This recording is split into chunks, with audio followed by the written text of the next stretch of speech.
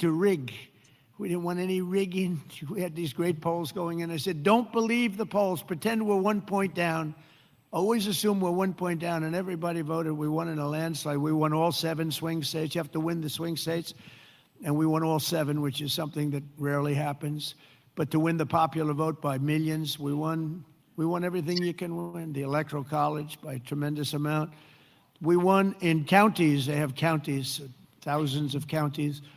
And we were 2,700 compared to 525 actually.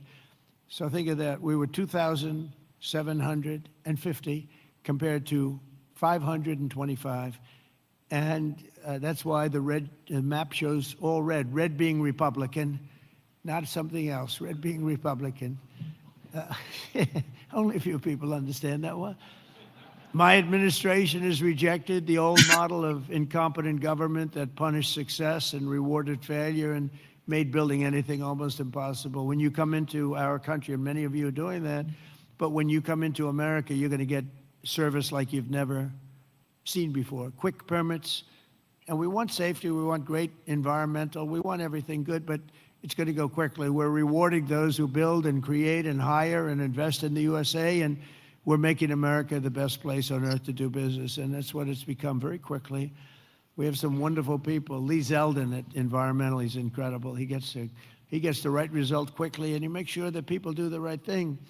But we will have the best tax rates, the lowest energy costs. We have the lowest energy. We have tremendous amounts of energy, more than anybody else. We have the most oil and gas and coal, more than any other nation on earth. So that's a big advantage that we have over others. We have the lowest regulatory burden. In my first term, we cut more regulations than any other administration in history, and we're going to do about the same level right now or more if we can. The most advanced technology and the fairest trade deals anywhere in the world. And for decades before I took office, our country was run by legions of bureaucrats who were always looking for a reason to say no. Why? How can we say no? They wanted to say no. They thought that was their job, and it's really just the opposite. We work to say yes.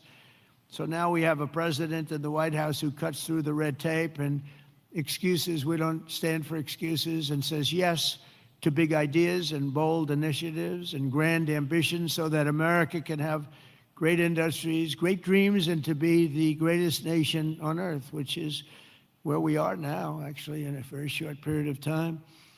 We're rebuilding things that are incredible. We have the strongest military in the world. We have the best equipment. We have the best manufacturers of equipment.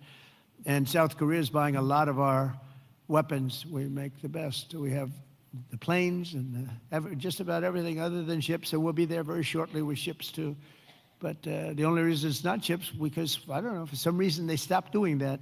I guess they went on to other businesses. But there are some basics in life, and one of the things you need is ships. I always say you need steel, you need aluminum, you need this. There are things you don't need. A lot of things that a country doesn't need them, but things you need steel. Got to have steel, and we're redoing our steel, and some of the people in this room are very involved in that. We're redoing our industry. We're starting to produce large amounts of steel, massive amounts of steel. We'll be right at the top in a very short period of time. The mills are opening again, and they're opening up big. And again, it's national security, and it's because of tariffs. We're reclaiming our heritage as a nation of builders and doers, and we're pioneers in a sense, but we're really doing it again, but we're doing it even better than we did the first time, which is the first couple of 100 years. And we're pursuing this vision with unrelenting drive and really unprecedented success. In July, I proudly sounded law. It was very important. I went into the archives. We looked at every possible thing you could look at, and I signed into law the largest tax cuts in American history. And as you remember, in my first term, we cut taxes from 39% down to 21%. And now we've done even better than that, putting more money in the pockets of American families that make up the largest consumer market on earth for businesses and manufacturers like those in this room. Our tax law includes 100% expensing for all new factories, plants, and equipment. So that means you can write everything off in the first year. So that's like we had in the first, except this goes for a period of 10 years, whereas the other was over a much shorter period of time. And I actually think that we had such tremendous success. I always said that was the single most important thing, the expensing, the one-year expensing.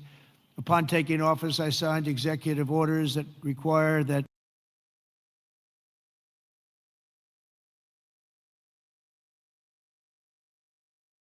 for every one new regulation, 10 old regulations have to be eliminated. I did that in the first term too, and it worked. So if you want a